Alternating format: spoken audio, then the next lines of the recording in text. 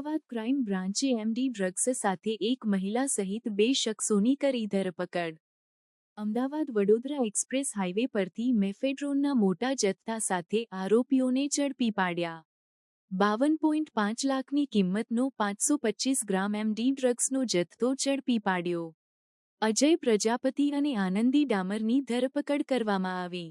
બંને આરોપી છે એમપીના રતલામ જિલ્લાના રહેવાસી અને ફળો વેચવાની લારી ચલાવે છે। અજય પાસેથી એમડી ડ્રગ્સના 2 પેકેટ અને આનંદી પાસેથી 1 પેકેટ જપ્ત કરવામાં આવ્યું। ડ્રગ્સનો જથ્થો મંદસૌરથી કાલુ નામના વ્યક્તિ દ્વારા મોકલવામાં આવ્યો હતો। જથ્થો શહેરના વટવા વિસ્તારમાં શાહરૂખ નામના વ્યક્તિ માટે મોકલવામાં આવ્યો હતો। અમુક પૈસાની લાલચમાં આરોપીઓએ કરી ડ્રગ્સની હેરાફેરી। આરોપીઓ પાસેથી મોબાઈલ, રોકડ, ટ્રેન ટિકિટ અને ઓળખના પુરાવા મળી આવ્યા હતા। પોલીસે એનડીપીએસ એક્ટ હેઠળ ગુનો નોંધી વધુ તપાસ હાથ ધરી।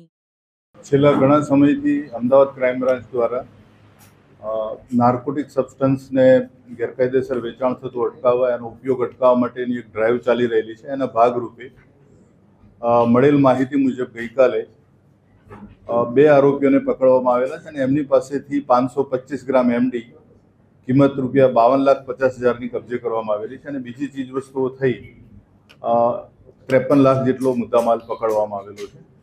આ જે બંને આરોપીઓ જે પકડાયેલા છે, એકનું નામ છે અજય માગીલાલ પ્રજાપતિ, જે મૂળ રામગઢ રતલામનો છે અને રતલામમાં જ એ ફળો વેચવાનું કામ કરે છે લારી ઉપર। અને અન્ય આરોપી મહિલા આરોપી જે છે એનું નામ છે આનંદી કૈલાસ થાવરજી, એ પણ રતલામ ખાતે ફળો વેચવાનું કામ કરે છે અને બંનેની લારી જોડે જોડે હોય, એકબીજાથી પરિચિત છે।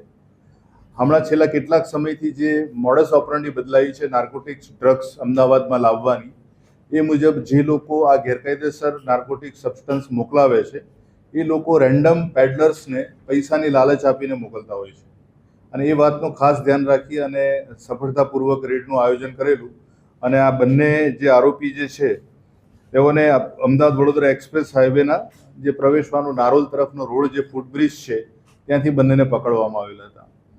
જ્યારે ત્યાં જે રતલામ ખાતેનો જે મુખ્ય આરોપી જે છે આ ડ્રગ્સ મોકલનાર કાલુ, એણે માત્ર બંનેને એવું કીધેલું કે તમને આ ટ્રીપના અમુક રકમ મળશે અને અમદાવાદ પહોંચ્યા પછી તમને જે નંબર આપેલો છે એ નંબર ઉપર તમારે રિંગ કરવાની અને એ વ્યક્તિ તમારી પાસે આવશે એટલે ત્યાં તમને તમારું મહેનતાણું મળી જશે અને એ વ્યક્તિને તમારે આ માલ આપી દેવાનો છે।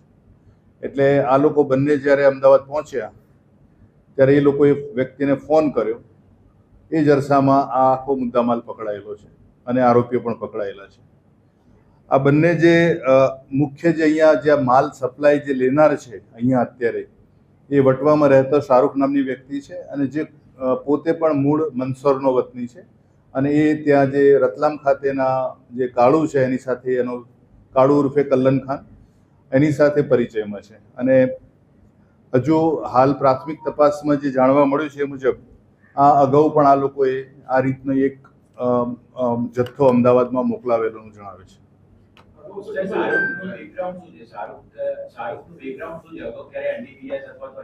શાહરૂખની હાલ ધરપકડ થયેલી નથી, એ પકડવાનો બાકી છે અને એને પકડાયા બાદ એની આખી વિગત બહાર આવશે। અત્યારે અમારી કામગીરી ચાલી રહેલી છે એને પકડવા માટેની, એટલે બીજી વિગતો જાહેર કરવી તપાસના હિતમાં નથી।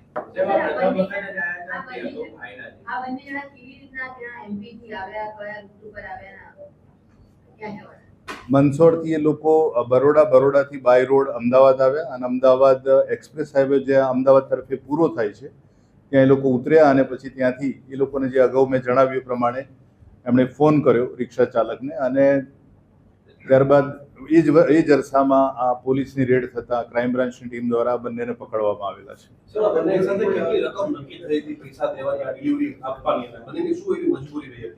પ્રાથમિક પૂછપરછ જે જાણવા મળ્યું છે એ મુજબ આ બંને રતલામ ખાતે ફળોનો વેપાર કરે છે લારી ઉપર અને એમની આર્થિક પરિસ્થિતિ સારી ન હોય અને એ અંગેની માહિતી આ જે મુખ્ય સપ્લાયર જે કલ્લન છે એને હતી અને એણે આ લોકોને કીધું કે તમારે આર્થિક પરિસ્થિતિમાંથી બહાર આવવું હોય અથવા થોડી હળવી કરવી હોય તો તમે આ પ્રકારે મારું કામ કરશો તો તમને પૈસા મળશે।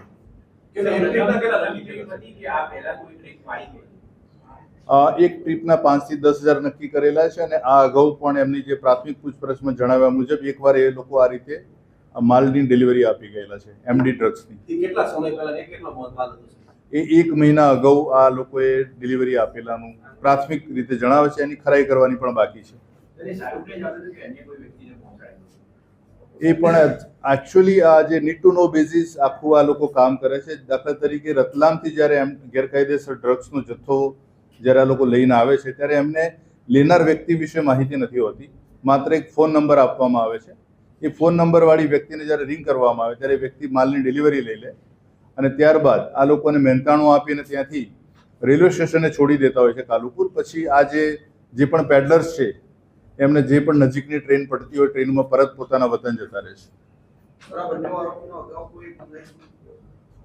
ગુજરાત રાજ્યમાં નથી.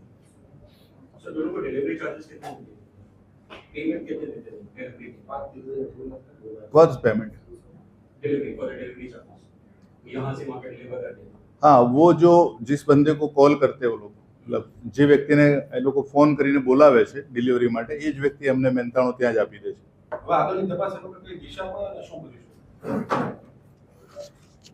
આ એક બહુ જ રસપ્રદ કેસ છે કારણ કે આ પ્રકારની એમઓ જાણતા હતા પણ પ્રેક્ટિકલી પહેલી વાર જાણવા મળી છે. અને આમાં જે રતલામથી અમદાવાદ સુધીનું જે ઇલીગલ ડ્રગ્સનું ટ્રાન્સપોર્ટેશન જે રીતે થાય છે એમાં હજુ ઘણી બધી માહિતી મળવા ઉપર છે. અમદાવાદ ખાતે પણ જે લોકો ડ્રગ્સના જથ્થો મેળવે છે એ લોકોના વિશે પણ ઘણી માહિતી મળવામાં છે અને એ બાબતે નાર્કોટિક્સ ડ્રગ્સ વિરોધની ઝુંબેશમાં માહિતી વધુ મળવાથી આવનાર સમયમાં વધુ સારા કેસ થઈ શકશે.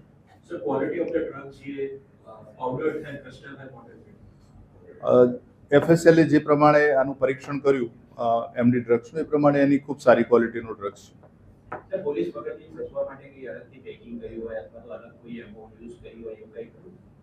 ફરીથી પૂછો.